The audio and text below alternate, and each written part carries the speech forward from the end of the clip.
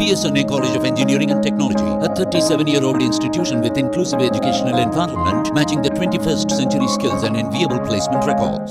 வெறுப்போடு வைக்கப்பட்ட போதும் பொண்ணு என்ற பெயரிலான இளம்பெண் படிப்பில் சாதித்து தமிழில் முதல் ரேங்க் வாங்கி பலரின் கவனத்தை ஈர்த்திருக்கிறார். அவனுக்கு ஏன் அந்த பேர் வச்சோம், பரவாயில்ல பேரை காப்பாத்திட்டேன் அப்படிலாம் சொல்லுவாங்க. இவர்தான் போதும் பொண்ணு.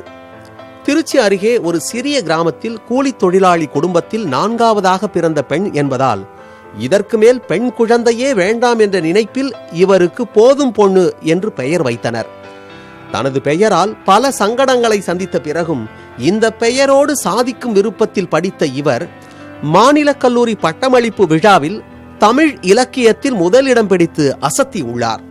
4 பொண்ணுங்க, நான் தான் 4வது பொண்ணு. அதனால போதும் பொண்ணு அந்த பேரை சொல்ல சொல்ல அது என்ன சொல்லுவாங்க, மூட நம்பிக்கைன்னு கூட சொல்லலாம். இருந்தாலும் எனக்கு தம்பி பிறந்தான், அதனால அந்த பேர் வச்சாங்க.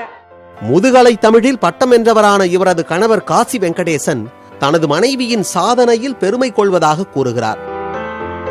பொண்ணுங்களுக்கு போதும் பொண்ணுன்னு பேர் வைக்கிற மாதிரி பையனுக்கு யாரும் போதும் பையன் பேர் வைக்கிறது இல்லை. வேண்டான்னு பேர்லாம் வைக்கிறாங்க. வேண்டான்னு ஏன் வச்சோம், போதும் பொண்ணுன்னு ஏன் வச்சோம் அப்படின்றதுக்காக அதை பெற்றவங்களே யோசிக்கணும். அந்த அளவுக்கு நம்ம படிக்கணும் அப்படின்னு தான் நாங்கள் படித்தோம். பெண் குழந்தைகள் பிறப்பதை பெருமையாக கருத வேண்டும் என்று வலியுறுத்துகிறார்கள் இத்தம்பதியர். போதும் பொண்ணு, இளங்கலை Tamil.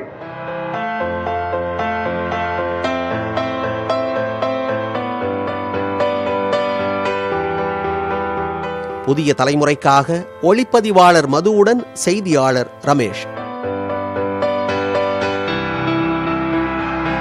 PSNA College of Engineering and Technology, a 37-year-old institution with inclusive educational environment, matching the 21st century skills and enviable placement records.